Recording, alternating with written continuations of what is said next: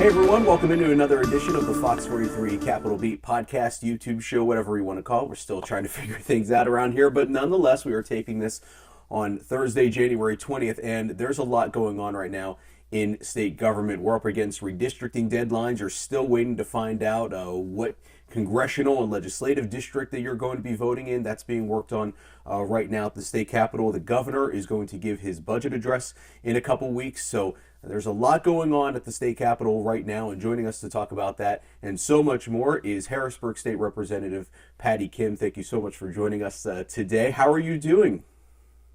Matt, I'm doing great. I hope you're well. I'm managing. So I right now, this is a little different of a backdrop. I've had to revert back to my 2020 form going in the guest room because right now I've got COVID. But I feel completely fine. I've had no symptoms from the start. And I've kind of joked with my wife because she's negative and my daughter's negative, but my son's positive and I'm positive. And we have, again, no symptoms, but we've kind of joked through the veneer that we feel like we're back in the March 2020 form where the kids are home from daycare and we're trying to do work, except the difference now versus then is we don't have the ignorance and the optimism, the blind optimism that we had back then. Our will is shot. There's nothing here. Yeah, I don't know how parents did it with young kids. My kids are in high school. So when we did remote learning, they just kind of stayed. They stayed in the room anyways because they don't like us as parents. So it was such a kind of a normal routine. But I do remember I got COVID a year ago. I think you remember that. And one of the lowest moments that I have to laugh right now is after being a neglectful mom for a couple of days, the kids were eating junk for dinner and lunch. I peeled myself out of bed. I just felt like I had a terrible flu. I made something healthy. I think it was chicken broccoli or whatever, something that my son really likes as a 14-year-old. And he's such a gentle spirit. He took one bite and I was like, okay, let me just watch my son eat something healthy and I'll go back to bed. He takes one bite and goes, Mom, you still don't have your taste back, do you? Wow. That's the nicest insult. Emotional damage. Just stay in bed, stop making disgusting food, and I'm a decent cook, Matt. It's not like it's like a usual like gross dish that I make, but it was just I believe you, and I remember when that happened, and that was right before, presumably, it was right before you were able to be vaccinated. I'm sure. Yeah, we didn't have that option yet. Right, exactly. So I mean, and fortunately, I'm vaxxed and boosted, and Omicron is just kind of this own animal. But fortunately, it seems like a more mild strain because my son, who can't get vaccinated for a couple months, has had no symptoms either. And we're very, very lucky and fortunate that that's the case. And my daughter, who's 2, somehow is negative, despite being all over her brother. So it's weird how this all works out, but thankfully, we're all doing well here, and I'll be back at the Capitol in no time. When I do get back, and presumably run into you, what is going to be the thing that right now you, Patty Kim in Harrisburg, are going to be focusing on the most? Well, you had mentioned in the intro, we are looking at redistricting. We're looking at, I'm looking at reelection. We're looking at the budget. This budget year is going to be very different because we have a surplus, because we still have federal funds that are unused at this point. But I'm very hopeful. I'm very hopeful because, I think if we get over Omicron, which I think we're going to peak, and this hopefully will be our last wave, that we have a reset button that we can push. And that's what I'm really excited for. So Matt, I know you're going to talk about, you want to talk about redistricting. And even though we don't like change, I'm talking more about the residents, constituents, voters, whatever you want to call them. It's very uncomfortable for the elected officials, which I think is a very good thing for the voters and residents. A lot of us have new districts where we have to get to know a lot of new families, and there's no coasting. I mean, I don't feel like I coast, but we have to, after years of investing in certain communities, we're going to have brand new communities, and we're going to have to see things and get to know different people, which I think is good, that you're going to have actively engaged folks, and then new people running and challenging the incumbents. So I think it's a good thing. And it's important to note that as of this taping, it's still kind of up in the air. I mean, the House districts, the proposal right now would be to split Harrisburg, split your old district or current district. And I know that we've talked in the past couple of weeks about you're limited in what you can say because of the potential that this could go to court. But I'm just curious, as someone who's represented the city of Harrisburg and the borough of Steelton for a number of years now, how difficult is that to kind of potentially see half of your district go away? Yeah, and that was the sad part I was talking about, and investing in the entire city of Harrisburg for almost 10 years now. And then I do know that the folks in Cumberland County, the 103rd district, would take out half of Harrisburg and then incorporate parts of Cumberland County like Lemoyne, NOLA, Camp Hill, and Warm-Leesburg. And I know there are people who are concerned, like, Patty's all about Harrisburg.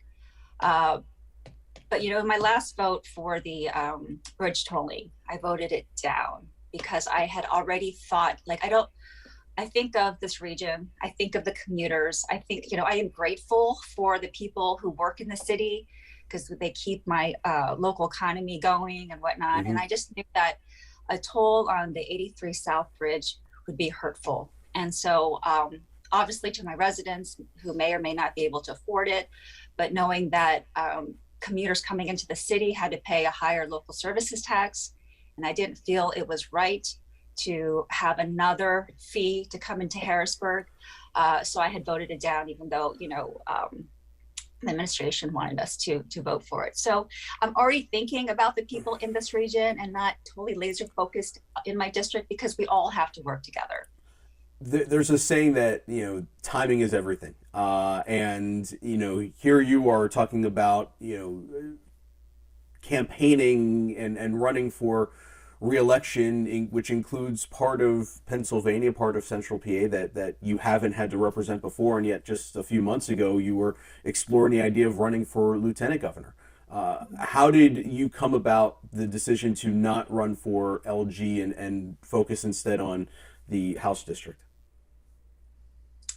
First of all, the experience to travel across the state was just so eye-opening, and really understanding, I've been laser focused in this region, but going to the more rural areas, the Democrats in the rural areas, we're so happy to see elected officials in their same party. And I know that we need to spend more time with the union men and women in the rural areas and make them feel valued and that they're heard, because you can get really lost in those regions where away from big cities. And so just hearing other people's concerns, what's affecting their families, just gave me a broader perspective. And I realized how big the state is and how much time and energy. But I wanted to be respectful of General Josh Shapiro's decision. He felt that Representative Austin Davis would be a good running mate. So, instead of making things messy, just accept his choice and move forward. And but it was an awesome opportunity in the meantime. Was that something that kind of everyone, because he's the presumed Democratic nominee for governor, no one else is, at least right now, is looking like they're going to run. So was this kind of all along a kind of a jockeying race as to who could get his approval, or once he came forward with Austin, it was, all right, let's respect and step aside? I don't know exactly what he was thinking or what was going on in behind the scenes. But the jockeying, I want, it's pretty clear I would like to have Josh Shapiro as governor, and I wanted to do whatever I can to be helpful. And so I just thought this was the best decision. Did you ever think about when you were kind of going across the state, exploring a run for, statewide elected office, kind of how far you've come in 10 years or a dozen years? Refresh my memory. When was the last time you were in TV? Because for people that don't know, you were once in the same position that I'm in now, being a Harrisburg-area TV reporter before you moved over to City Council in Harrisburg. So does that cross your mind? Do you look back on the way things used to be? I do, but I am so thankful for transferable skills. As a reporter, you have to listen. You have to stop talking, listen to your interviewee, because you want to make sure you get all of the sound bites or the statements that you need for the story. Being able to talk to anybody, not stereotyping people, engaging people. And so and finding out facts. And so I am, nobody thinks, news reporter to politician makes sense, but just having people skills and again, listening are so important to build people's trust and then to get things done. So yeah, I feel like I was a baby back then. I mean, I was in my mid-20s as a news reporter, and I think I would be a much better news reporter now because of all that experience and understanding people's struggles and just having more life experience. Were you from the area, or did news bring you to the area? My parents live in Northern Virginia, right outside of DC. And so I picked Harrisburg because it was just a 2-hour drive. If I could go back home and I don't know, I don't think I was do laundry. That doesn't make any sense. But if I had to go home and regroup, it was just a 2-hour drive. So I picked Harrisburg and decided to stay. And it led to City Council and then eventually the 103rd. Yep. And since then, the 10 years or so that you've been in the State House, I know one of your biggest pushes has been the minimum wage, which hasn't been raised since 2009. And where is that right now? Because I know that's something that you push for every year, especially around this time when the governor comes forward with his budget address, and every year it ends the same way with nothing happening. So what have you been told right now with kind of where that push is now, if the governor plans on making it a push in his final few months? The opponents of a higher minimum wage will say, look, wages are already up. We didn't need to raise it. It already happened, I guess, naturally. So we don't need to touch it. But I would like to look back, and I would love to, and I'm trying to do more work on what this, the phenomenon of the Great Resignation, or where people left their jobs and didn't come back. And what I've heard, what I've seen, what I've read are that people just didn't want to go back because they didn't feel it was worth it with the pay that they received. When people stay home, Matt, with your kids and realize what's important to you, to see your kids do better when you're around and not, running around eating junk food, fast food just to get by. People just sat and like, what's important to me? And I feel like in the past, because we didn't raise the minimum wage, because we squeezed the workers as much as we could, part-time, no health care, no flexibility in their work, paying as little as possible that they can, afford or get away with. People don't want to come back to that environment anymore and maybe want to go study and do something else that they really want to do. So I think, of course, if the minimum wage was not the whole, thing that created a Great Resignation, but I think it was an important component where if we had raised it with inflation every year to a decent salary, that the workers would not have felt so taken advantage, so to speak. Their productivity went up, their wages stayed, and we squeezed those workers where they were just like, I can't do this anymore. I still don't have enough money for my bills. Why am I doing this? And I'm away from my kids all the time. So thank you for allowing me to vent, Matt. I feel so much better. Well, There's a lot of different sides, I want to be fair to what is one of the main talking points on the other side, which is a raise in the minimum wage would lead to fewer jobs, and that is something we've seen, a lot of job loss and unemployment during this entire time, and people can make the argument one way or the other that the what came first, the chicken or the egg? Did the lower wages lead to more unemployment, or did the unemployment lead to lower wages and whatnot? But I just, what is your response to that? That it would lead to fewer jobs across the Commonwealth if the wage were to go up to $12 or $15 an hour. So I think it's all about, what businesses can afford and then their value in the workers. As I was traveling for an exploratory run for lieutenant governor, I was shocked when I was in Blair County and I saw a sign that I forget what business it was, but rural county, $17 an hour for this job, $17 an hour. And I always thought that one of the stronger reasons was for not raising the minimum wage is because these rural counties can't afford it. Because I get it, their cost of living is a lot, lower and whatnot. Mm-hmm. But if they want the workers, if they want the good workers, they're going to pay for them.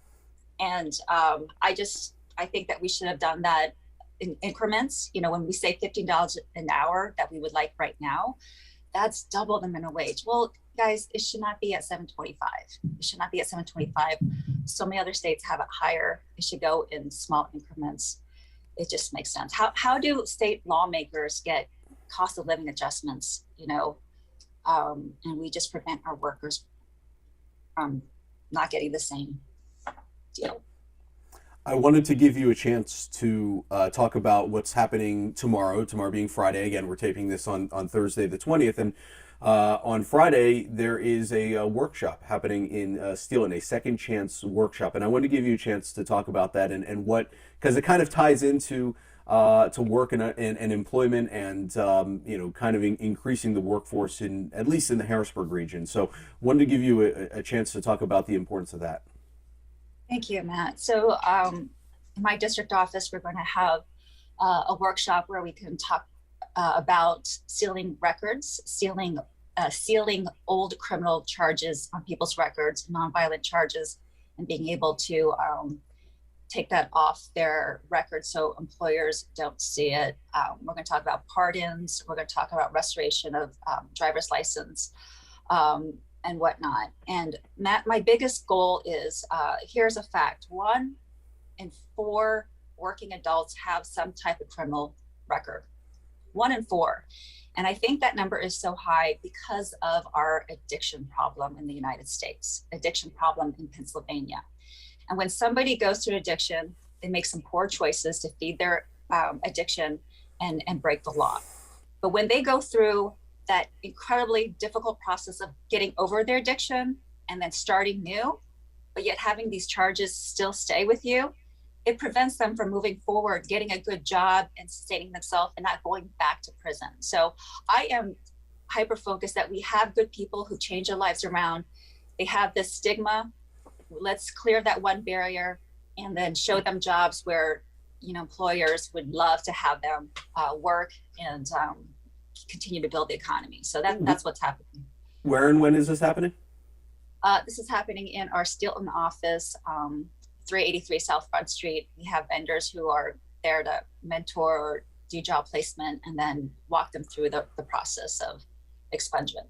And just for the purpose of, the timeliness of this taping, and if someone happens to come across this after Friday the 21st, where can people go for more information, for if there's future workshops or just in general to get that information, if this is something that appeals to them? Thanks, Matt, for mentioning that. Yeah, if you miss the workshop, it's not like we're not going to talk to you and help you. Right. You are more than welcome to call our offices in Harrisburg or in Steelton and make an appointment. We do ask for those who live in the district, the 103rd district. That's who asked to serve. So if you live in the city of Harrisburg, Steelton, High Spire, Paxton, parts of Swatara Township, call us and we can do a one-on-one in case if you can't make the event on Friday. I want to try to end on a fun note. And you and I were talking a little bit last night about our love for candy, and I want to tie that in a little bit to what we talked about earlier. And I'm totally putting you on the spot here. Oh, I want you to give me 30 seconds, 45 seconds on your favorite candy in reporter anchor voice, Patty Kim. God. Matt, Matt, I haven't done this. It's not like riding a bike. Oh no, Matt, I'm gonna be so embarrassed. All I can do is in Harrisburg, Patty Kim, Eyewitness News. I cannot do the candy. You can't do That's anything so else? funny. That is a great question. Tried. This whole format is because of a conversation that you and I had essentially about a year and a half ago, almost 2 years ago, more than 2 years ago at this point, before COVID. This was pre-COVID, and I was kicking around ideas on ways to change it up and allow for more personality. And here I'm giving you the chance. Patty, I'm giving you the chance to do this personality. This format is because of you, and you're turning down the opportunity to show people a side of you that they haven't seen in a long time. Matt, there are old tapes. I call them tapes because I was back then VHS old. Yes. I'm turning bright red. I'm Matt. No, I can't. Oh my gosh, I'd be so embarrassed. No, I like Kit Kats. I like the mint chocolate chip Kit Kats. That's not reporter style, but that's the facts. Patty Kim, who used to be a reporter in the Harrisburg area, then became a city council woman, says she likes Kit Kats, specifically the mint chocolate Kit Kats. Meanwhile, Matt Maisel, intrepid anchor and reporter of the FOX43 Capitol Beat podcast, prefers Skittles. Doesn't cause many cavities because everything in moderation, especially during COVID, during 2020, when he had a bag of Skittles in his pantry and went there every single day because that is what gave him comfort. Fortunately, no cavities during that time, but there still may be more to come. In Harrisburg, Matt Maisel, Fox 43 News. That's how you do it. Wow. That's how you do That's it. why you're in the business and I'm not. That was awesome. Was that just off the top of your head? Yes. Somehow. Stream of consciousness. It is always a pleasure talking to you, Patty. Thank you again. Really do appreciate it, and we'll see you around the Capitol when I get out of this COVID quarantine. Yes, please do. Good to see you, Matt. All right, thanks, Patty. Take care.